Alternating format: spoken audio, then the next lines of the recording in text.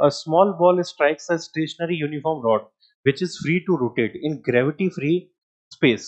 The ball does not stick to the rod. Instantaneous axis of rotation will pass through. तो एक rod है, gravity का कोई role नहीं है यहाँ पे।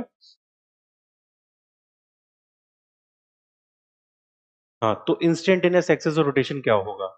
तो अगर ये कहीं से फिक्स होती तो उस पॉइंट के अबाउट घूमती, correct?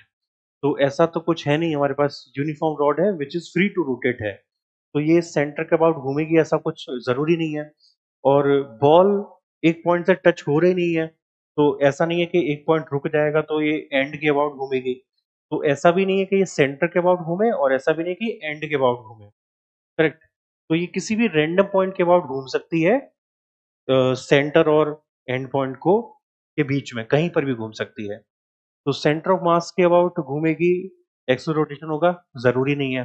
Centre of mass of rod plus ball, नहीं ये अलग चीज है।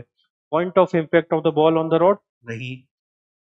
अ point which lies between centre and other end of the rod, okay ये हाँ सही है।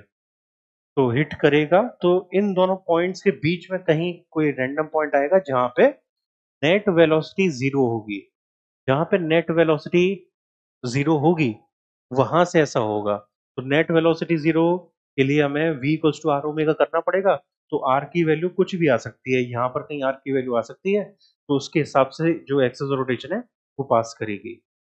तो वो कुछ भी वैल्यू हो सकती है, यानी सबसे करेक्ट ऑप्शन यहाँ पे डी वाला बनता है। बाकी जो है वो फिक्स नहीं है, गारंटी नहीं है उनकी।